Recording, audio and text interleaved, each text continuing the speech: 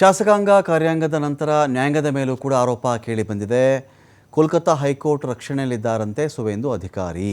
ನ್ಯಾಯಾಂಗದ ಮೇಲೆ ಆರೋಪ ಮಾಡಿದ್ದಾರೆ ಟಿಎಂಸಿ ಪ್ರಧಾನ ಕಾರ್ಯದರ್ಶಿ ಸುವೇಂದು ಅಧಿಕಾರಿ. ಹೇಳಿಕೆಗಳನ್ನು ಹಾಕಿ ಅಭಿಷೇಕ್ ಬ್ಯಾನರ್ಜಿ ಟ್ವೀಟ್ ಮಾಡಿಕೊಂಡಿದ್ದಾರೆ. ಇಲ್ಲಿ ಮನವಿಗಳ ಹೊರತಾಗಿಯೂ ಈ ವ್ಯಕ್ತಿ ಹೈಕೋರ್ಟ್ನ ರಕ್ಷಣೆ ಪಡ್ಕೊಂಡಿದ್ದಾನೆ.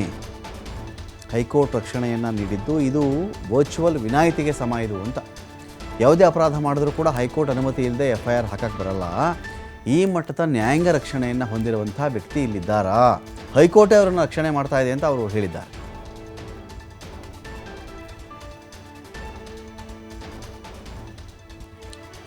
is injecting into Bengal despite numerous pleas. This person remains under the protection of the High Court, who is accountable for spreading such hatred and bigotry, and what compels the Kolkata High Court to shield him. ಅವನು ರಕ್ಷಣೆ ಮಾಡೋದಕ್ಕೆ ಏನು ಒತ್ತಡ ಇದೆ ಕೋಲ್ಕತ್ತಾ ಹೈಕೋರ್ಟ್ಗೆ?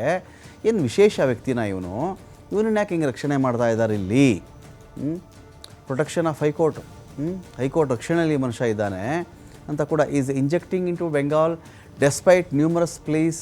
This person remains under the protection of high court. ಎಷ್ಟೊಂದು ಈ ವ್ಯಕ್ತಿಯ ಮೇಲೆ ಆರೋಪ ಪ್ರತ್ಯಾರೋಪಗಳು ಎಲ್ಲವೂ ಕೂಡ ನಾವು ಕೇಳ್ಕೊಂಡು ಬಂದಿದ್ದೀವಿ. ಇಂಥ ವ್ಯಕ್ತಿ ಈಗ ಹೈಕೋರ್ಟ್ ರಕ್ಷಣೆಯಲ್ಲೇ ಇದ್ದಾರಾ ಅಂತ ಈ ಒಂದು ಟ್ವೀಟ್ ಇಲ್ಲಿ ಕ್ವಶನ್ ಮಾಡ್ತಾ ಇದೆ.